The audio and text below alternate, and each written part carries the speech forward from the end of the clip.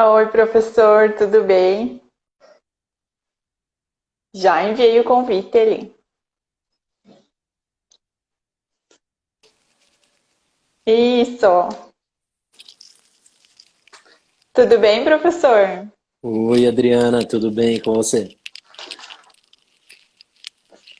Me escuta bem? Escuto sim, vejo bem, escuto bem, tudo certinho. Os colegas entrando. Professor, primeiro, quero dizer que é uma honra essa live.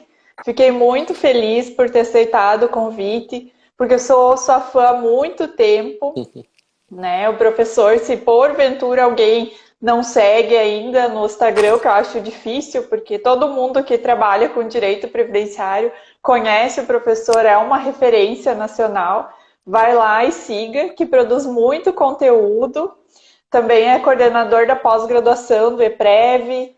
Ó, doutora Adriane Derechin, os colegas, bem contente. Doutora Eleusa, e no mais, professor, não tenho palavras, né, para dizer o meu agradecimento por estar fazendo essa live. O tema é super interessante, sobre as novas teses, é o tema do livro do professor, em conjunto com o professor Marco Seral. Infelizmente, o meu ainda não chegou, eu fiz o pedido contando que fosse chegar a tempo da live, mas estou louca para saber essas novidades, as novas teses. Olha ali a colega elogiando.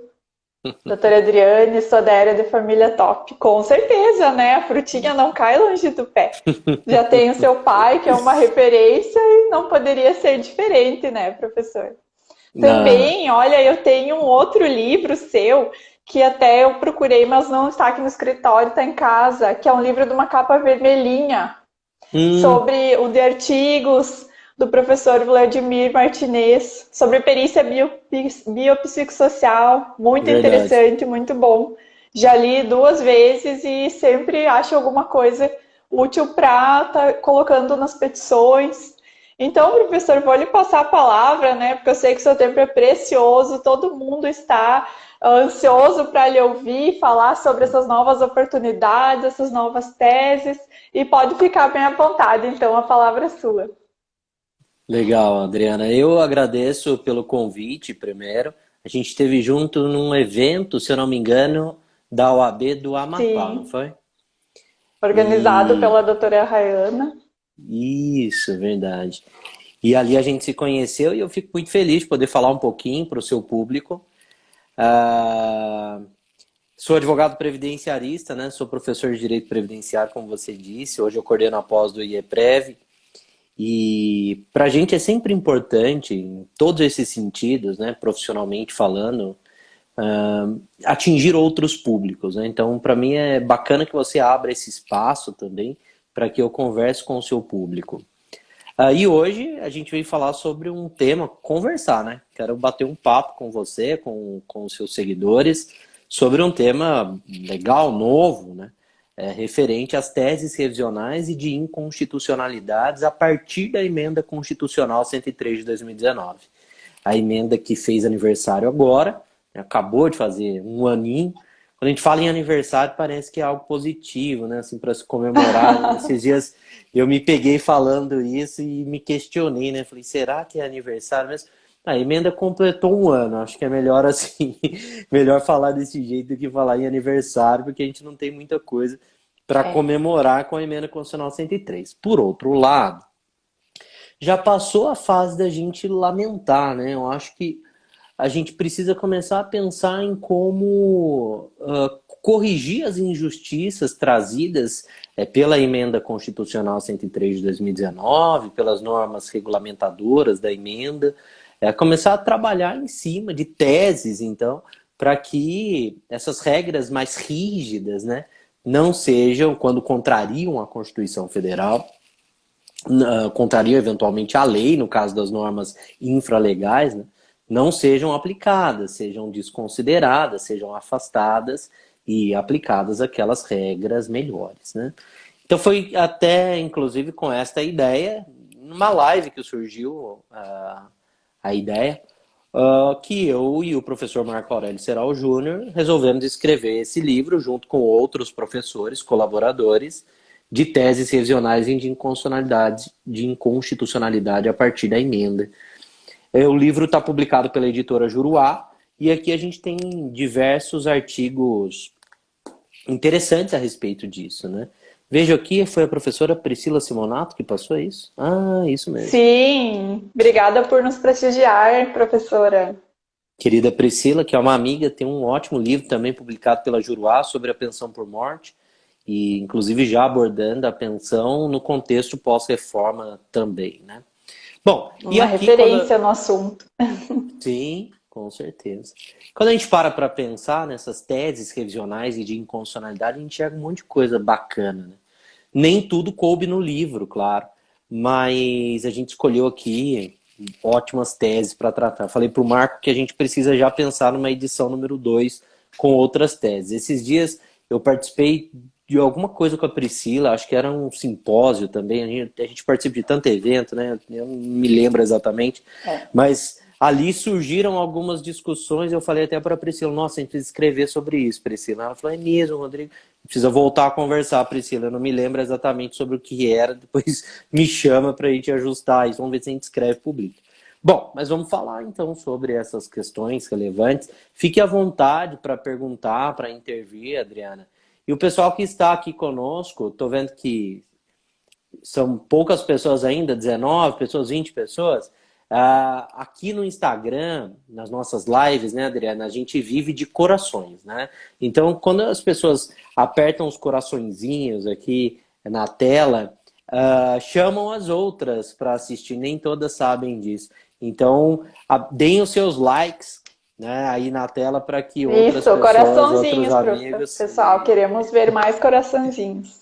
Isso, para que outras pessoas venham para a live. Bom, vamos começar falando de uma tese mais básica, mas que eu acho que é bastante relevante, a gente vai trabalhar bastante com isso a partir de agora, né? Queridos, seguinte, aposentadoria por invalidez, agora com a emenda constitucional 103, muda de nome, né? Aposentadoria por incapacidade permanente. Além da alteração na nomenclatura do benefício, nós temos uma alteração no cálculo dessa prestação previdenciária, né? Até a publicação da emenda constitucional 103, até a data da sua entrada em vigor, 13 de novembro de 2019, a aposentadoria, então, por invalidez, ela era calculada pela média aritmética simples dos 80% maiores salários de contribuição do segurado, devidamente corrigidos, existentes a partir de julho de 1994, com a aplicação sobre esta média de uma alíquota de 100%. A alíquota melhor não há, né, Adriana? A alíquota de 100%, né? Então, quem se aposentava por invalidez, justo, né? Tinha a alíquota fixa, portanto não variável, de 100%, a melhor alíquota. Se aposentava pela média, então, né? Porque a média vezes 100% é a média vezes 1, é o valor da média, o valor da RMI, dessa aposentadoria da renda mensal inicial. Era, né, no passado. Por quê? Com a publicação da emenda constitucional 103 de 2019, nós temos o artigo 26 dessa norma nova, né, da emenda constitucional, tratando do cálculo dos benefícios do regime geral de previdência social. Então ele diz, olha, os benefícios, e aqui inclui a aposentadoria por incapacidade permanente agora, serão calculados pela média de todos os salários de contribuição existentes a partir de julho de 94. 100% dos salários de contribuição, né? Então nós pegamos todos os salários deste período básico de cálculo, julho de 94 em diante. Ó, o querido Tiago Kidrick aqui, presidente da Comissão de Direito Previdenciário da OAB do Rio Grande do Sul, né? Também é diretor do IEPREV. Muito bacana, um abraço, Tiago. Então hoje, quando nós calculamos a aposentadoria por incapacidade permanente, nós fazemos uma média de todos os salários existentes a partir de julho de 94. Eu disse para vocês que antes nós fazíamos a média dos 80% maiores salários de contribuição. Claro, então, que nós temos, em regra, um prejuízo nesta nova regrinha, né? Nós temos um prejuízo porque não temos mais o Enorme. descarte dos 20% menores salários de contribuição, né? Então, aqui a gente já tem uma mudança. Mas a pior mudança não é esta da base de cálculo. A pior mudança é aquela da alíquota. Porque sobre essa média que nós chamamos de salário de benefício, para que cheguemos à RMI, a renda mensal inicial, ainda falta a aplicação da alíquota, né? Que é um percentual sobre esta média. E a alíquota, no caso da aposentadoria por incapacidade permanente não acidentária comum, agora é de 60% mais 2% a cada ano de tempo de contribuição que, no caso do segurado homem, tiver completado além dos 20 anos de tempo de contribuição, no caso da segurada, né, da mulher, 2% a cada ano completo além dos 15 anos de tempo de contribuição. Então eu tenho uma base de alíquota de 60%, isso é inalterado, né? E terei somente acréscimos de 2% a cada ano de tempo de contribuição completo, além dos 15 no caso da mulher e além dos 20 no caso do homem. Então a gente pode dizer que se uma mulher se aposentar por incapacidade permanente, por invalidez, com até 15 anos de tempo de contribuição, a alíquota dela será de 60%. Se um homem se aposentar por incapacidade permanente comum com até 20 anos de tempo de contribuição, a alíquota dele será de 60%. Então isso é muito ruim, né? A partir desses 15 ou 20 anos é que a gente tem os acréscimos. Então imagine que uma mulher se aposente com 16 anos de tempo de contribuição por invalidez. Como ela tem um aninho além dos 15, no caso da mulher, os 15 anos são a nossa referência, né? Ela vai ter um acréscimo de 2% sobre aquela alíquota base de 60%. Então a alíquota dela será de 62%. Se ela se aposentar com 17%, de 64%. E assim sucessivamente. No caso do homem, se ele se aposentar com 21 anos de tempo de contribuição, por exemplo, ele tem um aninho completo além dos 20, a alíquota dele é de 62%, será de 62%, com 22%, 64% e assim sucessivamente. Isso no caso da aposentadoria por incapacidade permanente comum, né? E vejam que aqui a gente precisa fechar os anos de contribuição, né? Então, 20 anos e 9 meses. 20 anos e 9 meses de contribuição são 20 anos, né? Fechadinhos ali. Então, a alíquota, no caso do homem, continuaria sendo de 60%. Ele teria que chegar nos 60%. Nos 21, perdão. Então, isso é muito ruim, né? E antes nós tínhamos a alíquota fixa, e eu já contei para vocês, de 100%. A alíquota fixa de 100% ela é mantida somente no caso da aposentadoria por incapacidade permanente acidentária.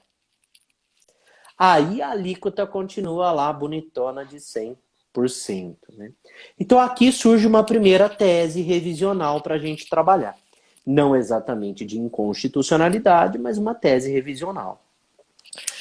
Se a gente comprovar que aquela incapacidade do nosso cliente ou da nossa cliente, ela está relacionada com o trabalho exercido, ou seja, que estamos diante de um benefício de natureza acidentária, nós temos uma alíquota mais interessante para essa aposentação. Uma alíquota de 100% contra uma alíquota calculada daquele jeitinho que eu contei para vocês antes. 60% mais 2%. Cada ano de tempo de contribuição completo, além dos 15 no caso da mulher e além dos 20 no caso do homem.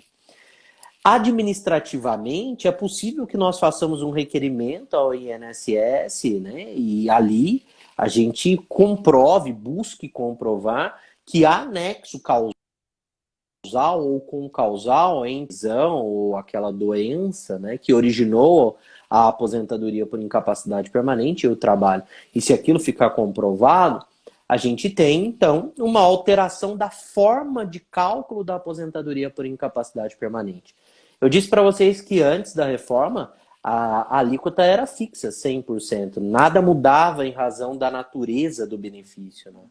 B32, aposentadoria por invalidez comum, ou B92, aposentadoria por invalidez acidentária, fazia aqui em termos de valores do benefício. Olha a editora Juruá aqui com a gente, a editora que publicou o livro, né? Olhem aí. Obrigada por nos Legal, prestigiar.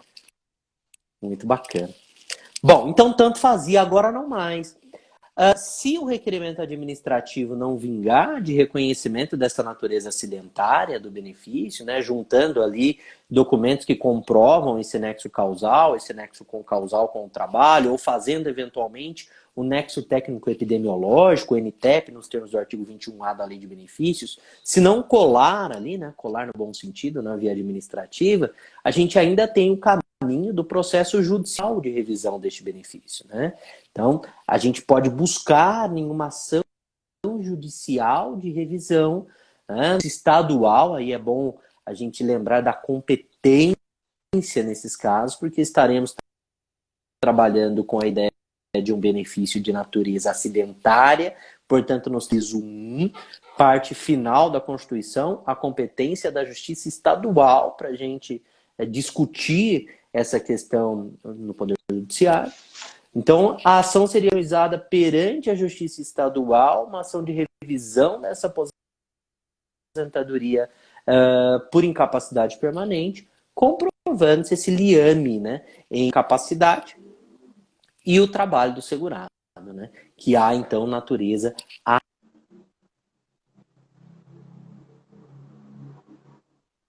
acidentária dessa prestação. Uns segurados que podem receber o benefício de natureza acidentária, no caso o segurado empregado, o empregado doméstico, o trabalhador avulso e os segurados pelo benefício como de natureza acidentária. E abre uma discussão aqui para a possibilidade de o contribuinte individual, muito embora hoje a legislação diga, né, que só há natureza acidentária reconhecida nesses benefícios por incapacidade, auxílio-doença, aposentadoria e tal, para esses segurados que eu mencionei, mas abre uma possibilidade, em razão dessa diferença de cálculo, até para que o contribuinte individual questione e diga: essa incapacidade que eu tenho, ela está relacionada com o meu trabalho por artigo 26 da Emenda Constitucional 103, eu também mereço uma alíquota de 100%, né? Então surge aqui esta possibilidade de, então, inclusive, de enquadramento do contribuinte individual nessa alíquota mais interessante, dizendo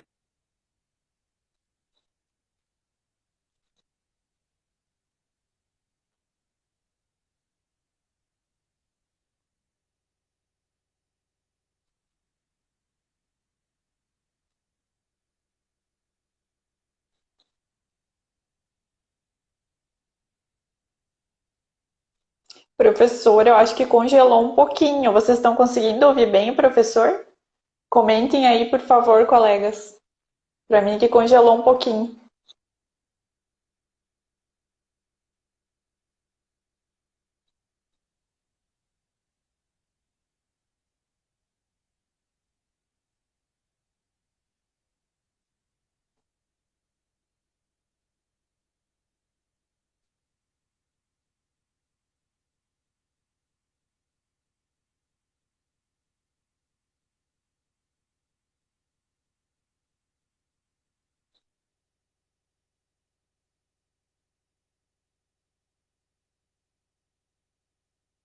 O professor já está ajustando ali. Tudo bom, doutora Isabela Kaffer? Que honra.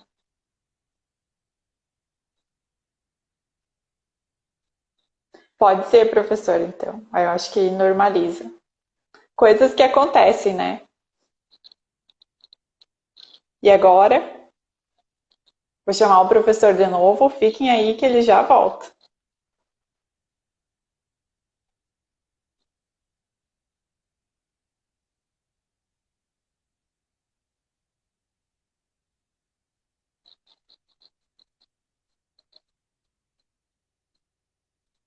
Já enviei o convite.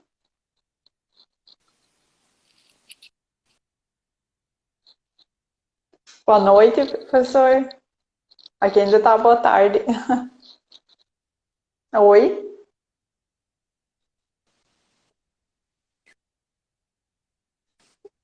Para mim tá. Agora sim. Será que eu voltei? Sim, estou ouvindo bem. Os Opa, colegas estão conseguindo ouvir? joia. Você está travada para mim aqui na imagem, mas se vocês estiverem ok, eu posso conversar aqui com vocês, sem problema. É, eu estou ouvindo Estão me bem. ouvindo? Tranquilo? Eu sim, para mim aqui Então, perfeito. então eu vou seguir. Então, o que que eu estava dizendo para vocês, né? Hoje, o reconhecimento da acidentária da aposentadoria por incapacidade permanente faz diferença no cálculo do benefício em razão do que prevê o artigo 26 da Emenda Constitucional 103 de 2019. Isso abre um espaço, então, para que a gente, comprovando a natureza acidentária da prestação, a gente tem um aumento, né, do seu valor, então, uma possível revisão da aposentadoria e capacidade permanente. Eu não sei até que hora vocês pegaram a minha fala, até que momento, mas eu disse, olha, a gente pode tentar fazer isso administrativamente ou judicialmente, se a gente não tiver sucesso na via administrativa. Deixar claro que não é uma condicionante também a passagem pela via para a realização desse pedido de revisão em regra, né? Se ele estiver fundamentado em fato desconhecido pelo INSS, aí para que haja a formação do administrativo. Caso essa documentação toda, esses fatos já tenham sido apresentados ao INSS quando do requerimento inicial, aí a gente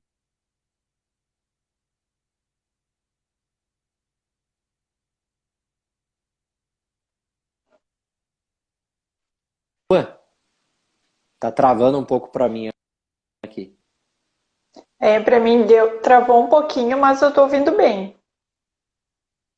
Ah, então tá bom. Então eu vou seguir. Então acho que essa é uma questão interessante para gente discutir, né? Uma questão nova que surge.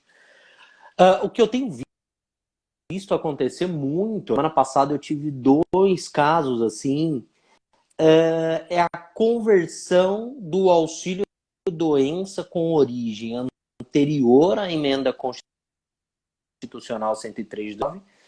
Então, o auxílio doença lá de trás, antes de 2000, ou melhor, até 13 de 11 de 2019, ele foi concedido. Só que a transformação desse auxílio em aposentadoria ocorre depois, né? Depois da emenda constitucional 103. Normalmente, como funciona? O segurado ele sai em auxílio doença e ele vai passando pelas perícias periódicas e em determinado momento o médico perito que o avalia recomenda a aposentadoria por invalidez. Na prática, essa recomendação não gera automaticamente a concessão da aposentadoria por invalidez. Passa por uma confirmação de um médico perito supervisor. Então, ele confirma a aposentadoria por invalidez, uma confirmação interna, lá dentro do INSS.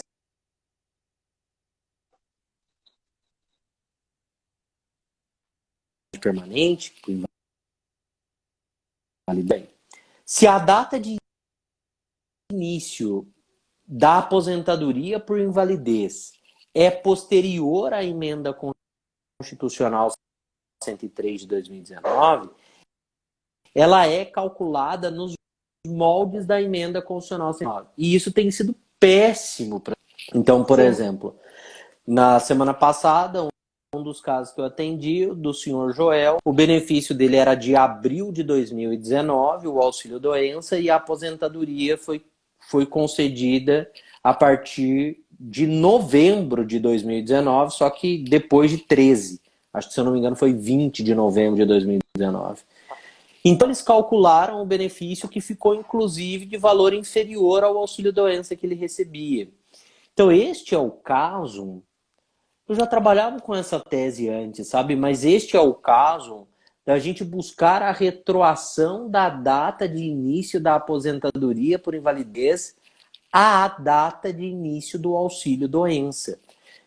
Demonstrar junto ao INSS ou, eventualmente, judicialmente, que a data de início dessa aposentadoria ela coincide com a data do auxílio-doença. E já existia a incapacidade total e permanente para o trabalho, o fato gerador da aposentadoria por incapacidade permanente já existia, já estava no nosso mundo, né, antes da emenda constitucional 103 de 2019. Então, que aquela aposentadoria deveria ter sido calculada pela média dos 80% maiores salários de contribuição existentes a partir de julho de 94, com aplicação de alíquota de 100%. Como eu disse, eu já trabalhava com essa ideia antes, buscando as diferenças da aposentadoria e do auxílio-doença, mesmo antes da emenda constitucional 103. Mas agora isso passa a fazer mais sentido ainda, isso passa a ser mais interessante ainda por conta dessa alteração da forma de cálculo, que pós-reforma acaba impactando de maneira muito brusca do que era antes na vida do segurado, né? Então, essa é uma questão importante para a gente discutir também. Adriana, nos 2 casos que eu tive na semana passada, eu tentei fazer requerimento administrativo de revisão do benefício. Tentei usar o meu INSS, não foi possível. Como tinham outras, e eu queria só fazer isso pelo meu INSS, como tinham outras questões ali e tal, eu acabei optando por ingressar com a ação judicial. Porque olha o que estava acontecendo ainda. Então eu tentei fazer pelo meu INSS só e o sistema não deixou. Disse que não tinham diferenças a serem recebidas daquele benefício. E também possivelmente nem se encaixaria no caso de reabrir a tarefa. Como tinham outros problemas ali, eu acabei optando pela ação judicial. Olha o que tem acontecido.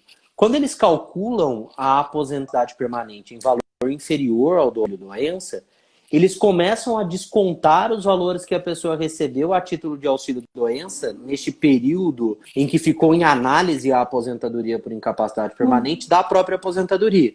Então, um cliente meu teve uma dívida gerada de 11 mil, a outra cliente uma dívida gerada de 6 mil. E aí eles começam a contar. Então, além do benefício menor, tem o desconto. Nos 2 casos, coincidentemente ainda, conhecido direito ao acréscimo de 25%, complemento de acompanhante, lá do artigo 45 da Lei de Benefícios. E o INSS não implantou. Então, como tinha essas outras coisas, aí eu falei, quer saber, eu vou judicializar de uma vez, vou pedir a tutela antecipada e acabou. Então, eu resolvi seguir esse caminho.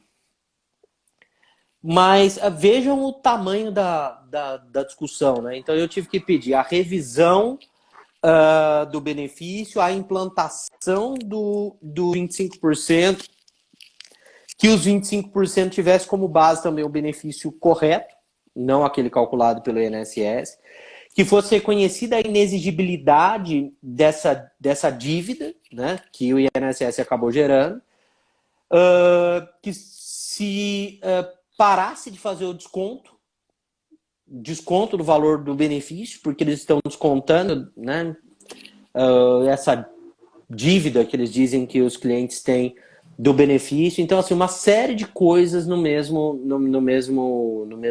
ação, no mesmo processo judicial. Pedi a tutela antecipada, estou aguardando a distribuição dessas 2 ações para que eu despache com os juízes, porque eu acho que esses casos a gente tem que despachar a tutela antecipada, né? Então, hoje em dia, cada um aí dentro da sua realidade, né? Passa a mão no telefone, liga na vara, conversa com o chefe de gabinete, né? Fala, olha, eu quero despachar, como é que está funcionando na pandemia, consigo agendar um horário, como é que o juiz tem feito pelo Zoom, pelo Meet, né? É isso, né? Google Meet. Por qualquer meio, marca e vai despachar. Uma cliente com ela, sabem, né, o que é ela? Aquela doença gravíssima, né? Que as pessoas têm de paralisia muscular, né? De atrofia e tal. E o outro cliente teve um AVC. Então, 2 situações gravíssimas, não tem como fazer de outra maneira. E aí acho que o processo judicial vai resolver melhor mesmo essas 2 situações. Bom, então com relação à aposentadoria por incapacidade, né, com relação à aposentadoria por incapacidade permanente, de cara a gente vê essas duas situações. Ainda com relação a esse benefício, vamos falar de inconstitucionalidades, então. O artigo 26, né, ele diz assim, até que lei discipline a matéria, eu que digo como funciona o cálculo dos benefícios do regime geral, né, e que acaba pegando a aposentadoria por invalidez, por incapacidade permanente, como eu disse para vocês. E ele traz essa alíquota reduzida para a aposentadoria por incapacidade permanente comum. Agora vejam que curioso, né? O auxílio-doença, a alíquota do auxílio-doença não é tratada pela emenda constitucional 103. Então a alíquota do auxílio-doença continua sendo aquela de 91%. Se eu não me engano, a previsão está no artigo 101 da Lei de Benefícios. 91%. Porque a emenda não trata. A média que nós fazemos, a média do salário de contribuição, né, para fins de cálculo do auxílio-doença, é a média de todos os salários. Tá, agora é assim. Mas a alíquota, 91%. 100% do salário de contribuição existente a partir de julho de 94, com a alíquota de 91%. A aposentadoria por incapacidade permanente comum, média de todos os salários também, então 100% dos salários existentes a partir de julho de 94, com aquela alíquota de ano de completo além dos 15 ou além dos 20.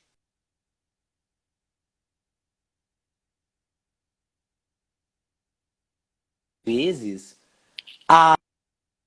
o valor da aposentadoria ele é superior ao valor do auxílio. Comparando esses cálculos. E aqui, antes eu estava falando da emenda, né? Agora eu estou falando do auxílio em qualquer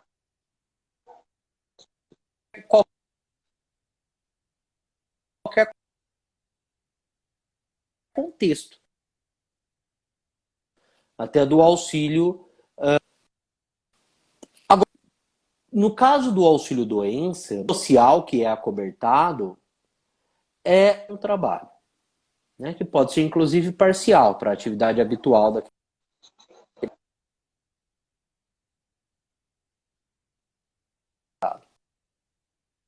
que é acobertado, é um risco social muito mais grave, né? Muito maior. Tá travando aqui, Que é os colegas estão a incapacidade. dizendo. Eu estou ouvindo bem. A imagem tá travando um pouquinho, né? Mas, gente, Instagram, né, a gente já tá acostumado com as lives. Ao vivo é assim mesmo. Né? Então, quando a gente fala da aposentadoria por incapacidade, o risco social é muito maior do que aquele risco do auxílio doença, do auxílio por incapacidade temporária. Então isso traz para a gente uma discussão. Como assim? Eu tenho um benefício de menor valor quando eu tenho um risco social mais grave. Né? Então, olha o problema, né? Olhem a questão. Nós temos uma decisão do Juizado Especial Federal de Ourinhos, aqui de São Paulo, muito feliz, do juiz do JEF, que chama Mauro Spalding, onde ele reconheceu essa decisão. A gente tem trabalhado com essa decisão, né, nas explanações sobre este tema, e onde ele reconheceu a inconstitucionalidade dos parágrafos 2º e 5º do artigo 26 da Emenda Constitucional 103, dizendo que ali nós tínhamos uma violação ao princípio da isonomia, nós tínhamos uma violação ao princípio da dignidade da pessoa humana, da seletividade das prestações previdenciárias, porque é ilógica essa regra que concede um benefício de menor valor quando o risco social acobertado é maior do que aquele em comparação com o auxílio doença, né? Então, essa decisão ela ganha bastante importância, né? E é legal a gente ter alguém no Poder Judiciário se encorajando a, no controle difuso, declarar a inconstitucionalidade da norma, né? E ela ganha bastante relevância porque faz a gente comentar sobre isso e, ao mesmo tempo, o juiz, né, teve coragem de decidir assim, o Mauro, também é legal porque sinaliza para a advocacia a possibilidade de levantar essa tese em juízo, né? Então, nós podemos hoje dizer, olha, a alíquota não pode ser de 60% mais 2%, a alíquota tem que ser de 100%, né? E independentemente da natureza acidentária do benefício, porque quando é decorrente de acidente de trabalho, a gente sabe que tem uma alíquota de 100. Eu já comentei isso com vocês, né? Agora, quando a aposentadoria por incapacidade permanente é comum, aí a gente tem esse problema. Então pensem nisso. Pensem na possibilidade de retroagir a dívida da aposentadoria por invalidez, por incapacidade permanente para o momento anterior à emenda, que é algo bastante interessante. E caso isso não seja possível, né, que seja pelo menos reconhecida o direito à alíquota de 100%, trabalhando então o advogado com a inconstitucionalidade dos parágrafos 2º e 5º do artigo 26 da emenda constitucional número 103, especificamente quanto à sua aplicação na aposentadoria por incapacidade permanente. Então, bacana, essa é uma tese legal. Bom, eu nesse livro aqui, deixa eu só dar uma olhadinha na hora, tá? Eu nesse livro aqui, que a gente escreveu pela editora Juruá, Teses Revisionais e de Inconstitucionalidade a partir da Reforma, eu trabalhei com um tema que eu acho bem legal, que é a inconstitucionalidade da vedação da conversão do texto especial em comum trazida pelo artigo 25, parágrafo 2º da emenda constitucional 103 de 2019. O que ele diz, esse dispositivo? Parágrafo 2º do artigo 25 da emenda. Olha, só é possível converter em comum o tempo trabalhado até 13/11/2019, data da entrada em vigor da emenda constitucional 103 de 2019. O tempo especial trabalhado pós-reforma não vai poder ser convertido em comum. Então, ali isso está bem claro.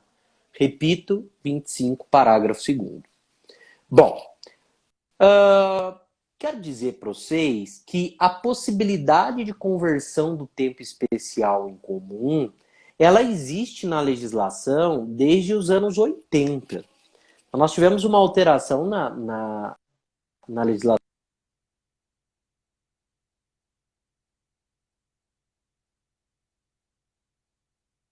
do tempo trabalhado em exposição a agentes nocivos em comum. Por quê, Adriana? Porque o tempo especial, ele tem um valor diferente em comparação com o tempo comum, né? Um valor diferente do tempo comum. O tempo especial, ele vale mais do que o tempo comum, e nós sabemos isso. Inclusive, ele gera, né, se a gente completar ali o tempo mínimo necessário, a concessão de uma aposentadoria com muito menos tempo de contribuição exigido, 15, 20 ou 25 anos, né? Sempre foi assim.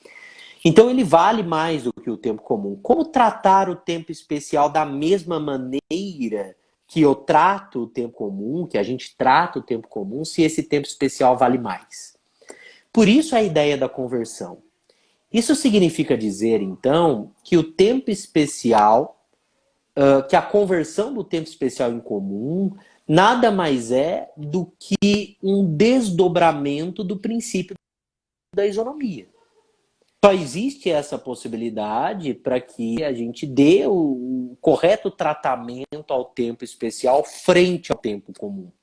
Né? Princípio da isonomia, tratar os iguais de forma igual, na medida das suas desigualdades. Ora, se o tempo especial vale mais do que o tempo comum, vamos tratá-lo de forma diferente. Então, se eu pego esse tempo especial e vou utilizá-lo para a concessão de uma aposentadoria por tempo de contribuição, por exemplo, da legislação me possibilitar a conversão deste tempo em comum, a transformação deste tempo em comum. Essa regra,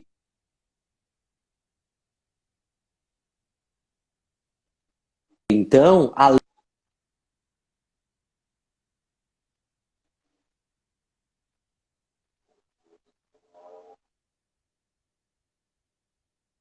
Vocês estão conseguindo escutar o professor? Para mim tá sem som.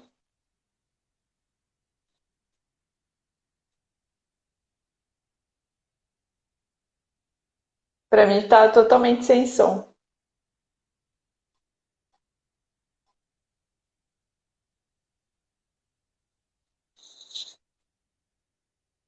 O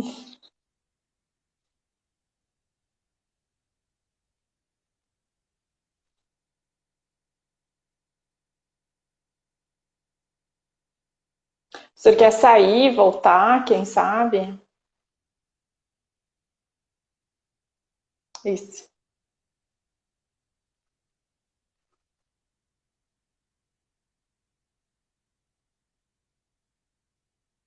Aqui já vou convidando o professor.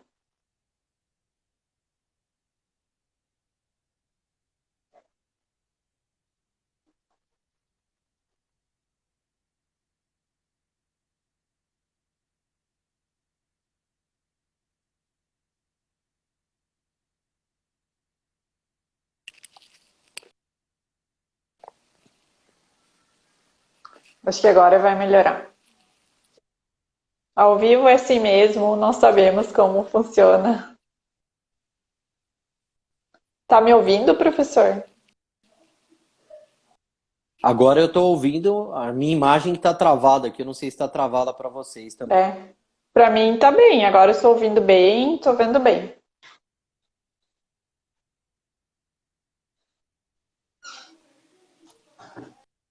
É, a nossa conexão está bem ruim aqui. Mas se você estiver me ouvindo, me dá um toque que eu continuo Eu estou ouvindo aqui. agora.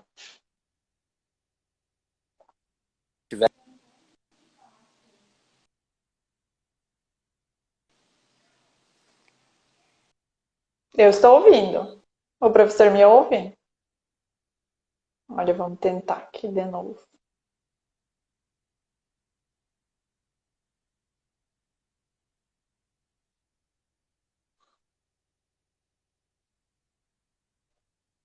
A internet não está nos ajudando hoje.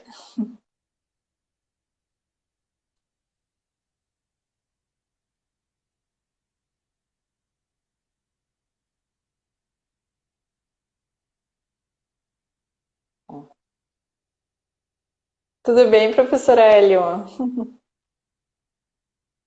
Que honra.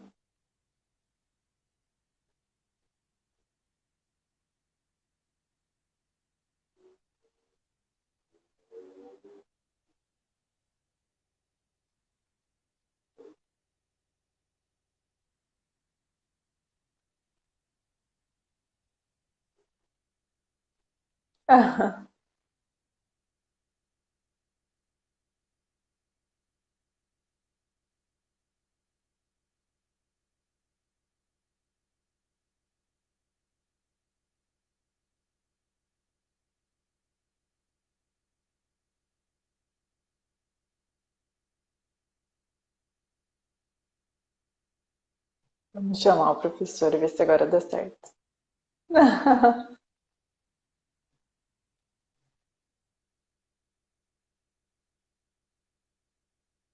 Acho que agora vai dar.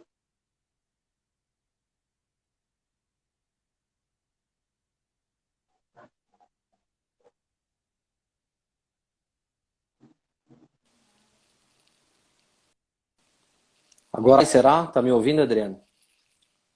Eu estou ouvindo agora. Ah, então tá bom. Tô vendo que o Hélio chegou aqui já para bagunçar o coreto, né? Falou que eu tô desatualizado das redes sociais, tal, viu? Esses meus amigos não vale o pão que come, viu? Tá me ouvindo,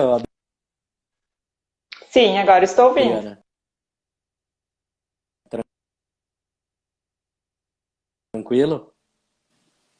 Sim. Gente, transmissão.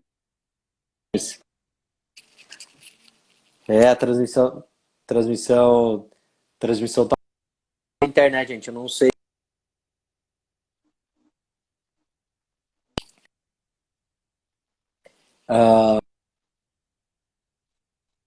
Tá travada a sua imagem, eu não sei, Adriana. Não sei se eu continuo ou não Eu continuo aqui. estou conseguindo ouvir. Ah, estou conseguindo ouvir. Para mim tá bem, tá bom agora. Então tá bom. Então eu vou dar continuidade. Então, o que que eu tenho defendido, né?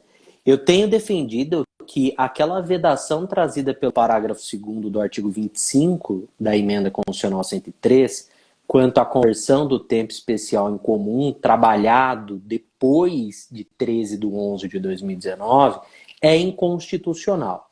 Tenho trabalhado com o princípio da isonomia, porque entendo que o tempo especial continua merecendo tratamento diferenciado, inclusive a nossa Constituição continua prevendo a aposentadoria especial, muito embora tenhamos críticas aqui a fazer, né, a respeito dessa nova aposentadoria especial prevista no artigo 201, parágrafo 1º, inciso 2 da Constituição.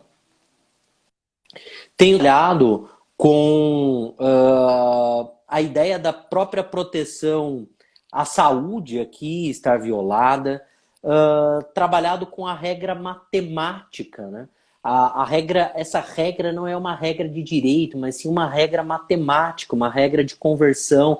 Não estamos falando de uma regra de direito previdenciário, mas sim de uma regra de ajuste matemático, né? Aí alguém pode dizer, mas a gente aqui, quando converte o tempo especial em comum, a gente está criando tempo ficto.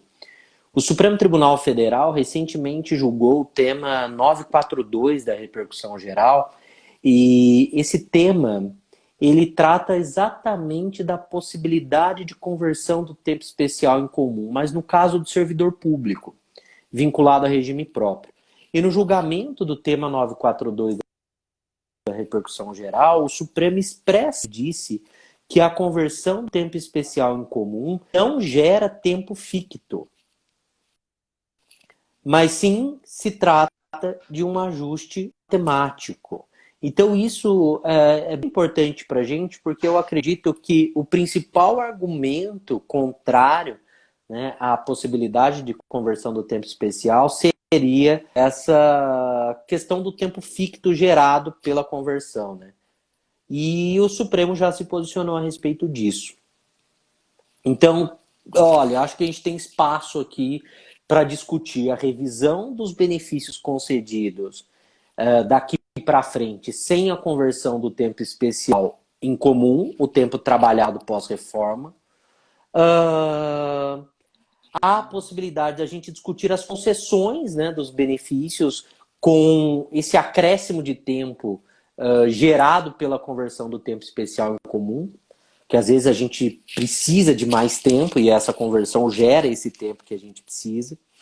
E uma outra questão interessante aqui que eu vejo, Adriana, é a seguinte: hoje muitos benefícios são calculados levando em conta na apuração da alíquota, né, o tempo de contribuição do segurado. 60% mais 2% a cada ano de tempo de contribuição, além dos 15 ou além dos 20. Muitos benefícios são calculados assim. Até a aposentadoria por idade tem esse cálculo hoje, né? E aí, que se eu converto o tempo especial em comum, o tempo trabalhado pós-reforma, eu aumento o tempo de contribuição do segurado e, consequentemente, eu tenho um aumento da alíquota. Até a aposentadoria por invalidez, por incapacidade permanente que eu comentei, comum, tem um cálculo assim, né? Então, se eu aumento o tempo de contribuição com a conversão do tempo especial em comum, eu tenho a possibilidade de revisar o benefício aumentando a sua alíquota. Porque eu tenho mais tempo de contribuição, consequentemente, mais anos completos além dos 15, ou completados além dos 15 ou dos 20, dependendo do caso. Então, acho que isso é bacana.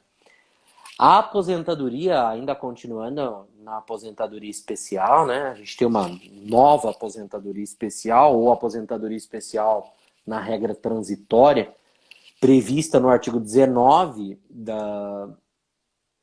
da Emenda Constitucional 103, no 201, parágrafo 1º, inciso 2 da Constituição Federal. E ela exige idade mínima agora, né? 55, 58 ou 60 anos, conforme o caso. Aposentadorias especiais de 15, 20 ou 25 anos, respectivamente. O artigo que meu pai escreveu nesse livro aqui, que o professor Sodero escreveu aqui, ele trata da inconstitucionalidade da idade mínima como pressuposto de concessão dessa nova aposentadoria especial. Essa nova aposentadoria especial, nessa regra, que será concedida àquelas pessoas que ingressaram no sistema a partir de 14/11/2019. Caso contrário, elas estarão na regra de transição do artigo 21. Então, quando exigida a idade mínima, né, nós temos uma discussão por quê?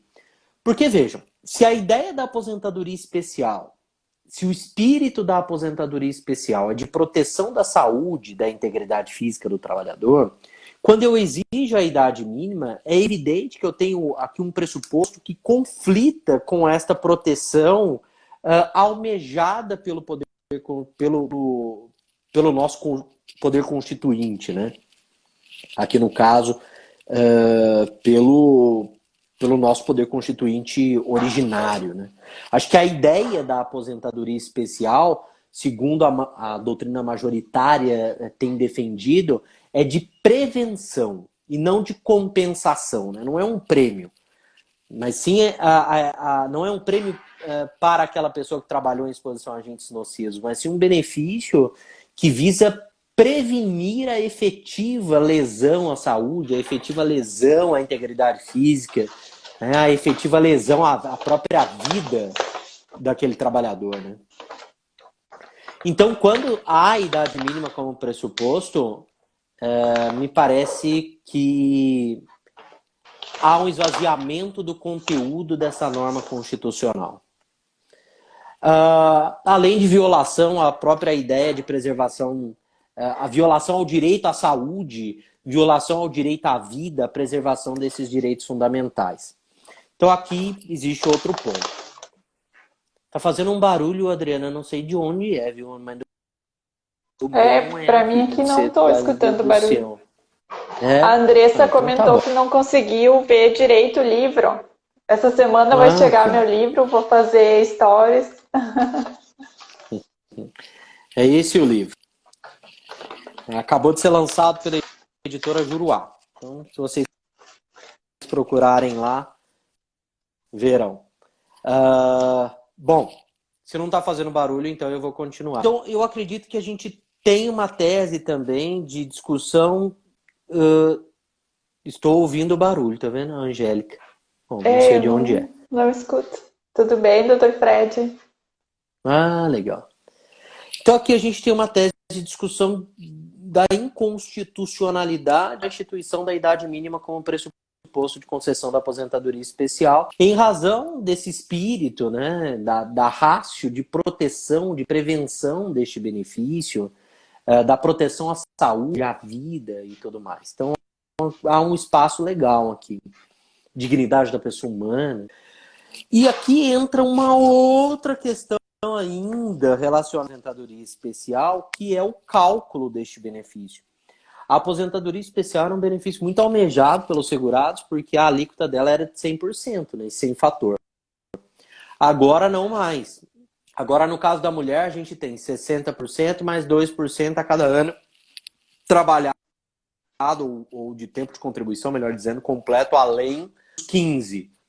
E no caso do homem, a gente tem, em regra, 60% mais 2% a contribuição completa, além. No caso da aposentadoria especial de 15, tem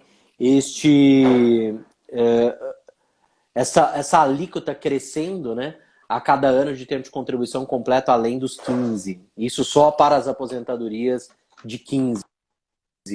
No caso do homem. Bom, a aposentadoria alíquota inferior a 100%. E aqui há um questionamento, por quê? Vejam, com o cálculo de uma aposentadoria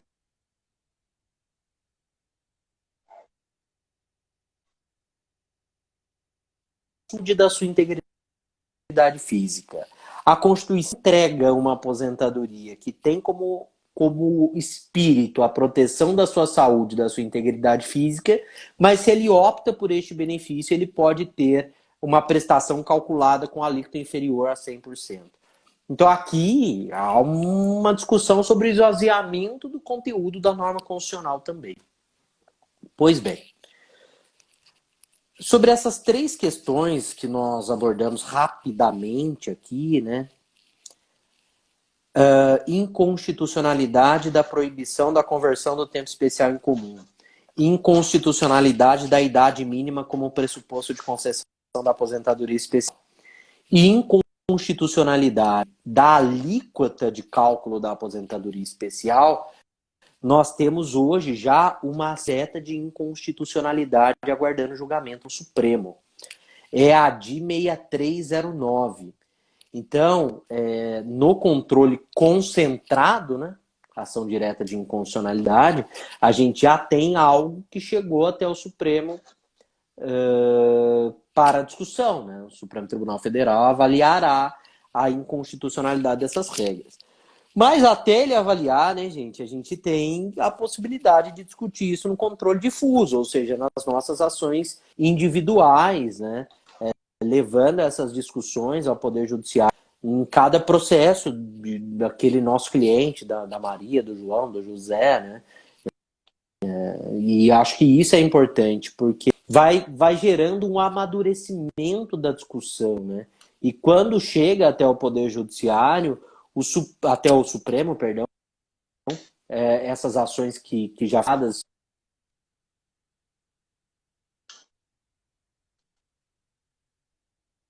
né? Porque quando ele vai avaliar, muitos jogadores, muitos bons doutrinadores já falam daquela matéria, né? Imagina que chega até lá e aí o Savary já falou sobre isso, o Lázaro já falou sobre isso, né? O Renato vai sobre isso, bons juízes já se manifestaram sobre isso, o Paulo Brum já falou sobre isso. Então a gente tem ali precedentes que causam, entre aspas, um bom constrangimento, né, para o Supremo, tipo, caramba, que constitucionalidade, eu espero que esses julgadores reconheçam as inconstitucionalidades. E como é que vai fazer aqui? A gente não vai reconhecer, né? A gente vai deixar isso de lado, a gente vai ignorar. Então é legal que a gente suscite, né? E como advogado, acredito que nós, advogados, é que criamos essas teses, é que levamos ao Poder Judiciário, né? Se o Savary quiser julgar isso, ele vai ficar querendo, se ninguém levar isso para ele analisar, o Lázaro, o Renato Bart, né? Vai ficar chorando lá, porque alguém precisa suscitar, né? E quem vai levar ao Poder Judiciário, quem vai demandar é a gente. Então existem N teses, gente, de revisionais e de inconstitucionalidades a partir da reforma. Eu citei aqui algumas, a gente já está batendo o nosso horário aqui às 18 horas, né? Mas, Adriana, o Renato, inclusive, o Renato Bart, aqui nesse livro, ele escreve um artigo que ele é primordial para essa discussão e eu queria fechar falando disso.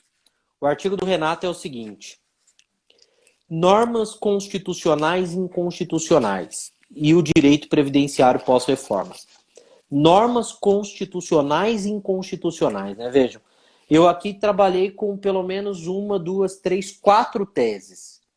Falei da inconstitucionalidade da alíquota da aposentadoria por incapacidade permanente comum, da conversão do tempo especial em comum, da idade mínima como pressuposto de concessão da aposentadoria especial e da alíquota da aposentadoria especial. Então, 4 teses de inconstitucionalidade eu trouxe aqui para vocês. Fora as outras que nós conversamos que não são exatamente de inconstitucionalidade, mas são teses a partir da Emenda Constitucional 103, que eu mencionei pelo menos 2 aqui.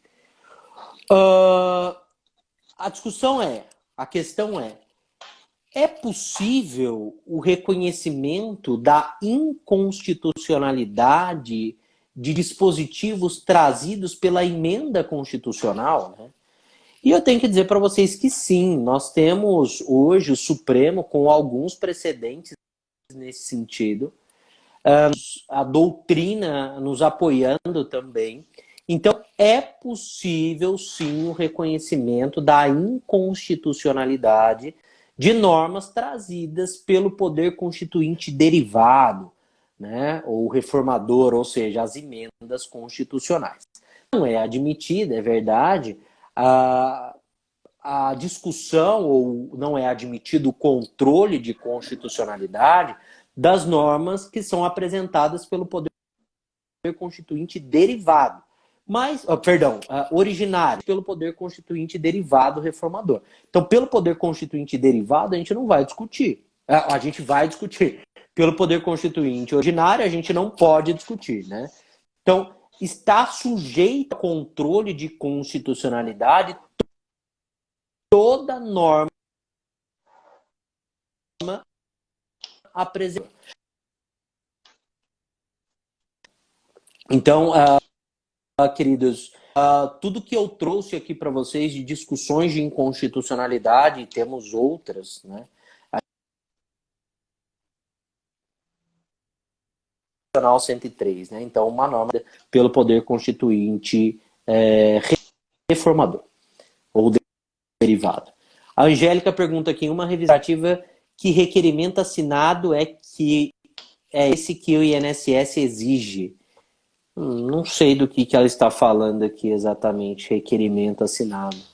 Em uma revisão administrativa, que requerimento assinado é esse que o INSS exige? Não sei se ela está falando daquele formulário da portaria 450 de 2020, que a pessoa precisa assinar no sentido de que ela não recebe pensão ou aposentadoria de outro regime previdenciário. Mas me chama no privado, Angélica, me manda um print que eu vejo para ti e te auxilie.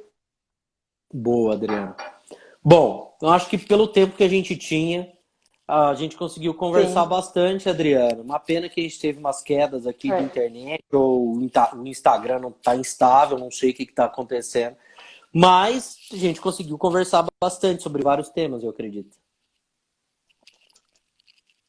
Isso, obrigada, professor Nelson. É tanta coisa, né? Tantas situações importantes.